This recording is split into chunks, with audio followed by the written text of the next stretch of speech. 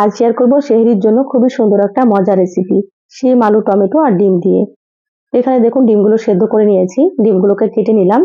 এবার কড়াই দিয়ে দিলাম সর্ষের তেল, তারপরে সামান্য একটু দিয়ে দিলাম হলুদ গুঁড়ো, তারপরে ডিমগুলো দিয়ে মিডিয়াম আঁচে একটু ভেজে নিলাম। ডিম ভাজা হয়ে গিয়েছে, হালকা করে ভেজে নিতে হবে। তুলে নিয়েছি। ওই তেলের মধ্যে দিয়ে দিলাম কেটে রাখা শিম আর আলু, সামান্য লবণ দিয়ে ভেজে নেব। দেখুন শিম আর আলুগুলো লালচে করে ভেজে নিলাম।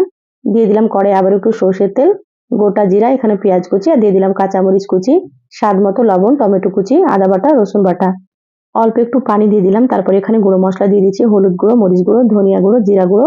মশলাগুলো নেড়েচেড়ে মিশিয়ে নিয়ে এখানে ভেজে রাখা আলুগুলো দিয়ে দিলাম। আলুগুলো দিয়ে আবার একটু কষিয়ে নিয়েছি। দেখুন আলুগুলো কিন্তু অনেকটা সেদ্ধ হয়ে গিয়েছে। এখানে ভেজে রাখা শিমগুলো দিয়ে আবারও খুব ভালোভাবে একটু নেড়েচেড়ে নিয়ে এখানে আমি দিয়ে দিলাম ফুটন্ত গরম পানি। তারপরে ঢাকা দিয়ে 10 মিনিট রান্না করে নিয়েছি।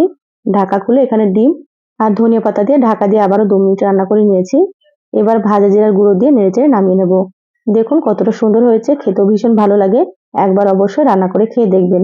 রেসিপি ভালো লাগলে লাইক দিয়ে পেজটা ফলো করে দিবেন। সবাই ভালো থাকবেন। আল্লাহ হাফেজ।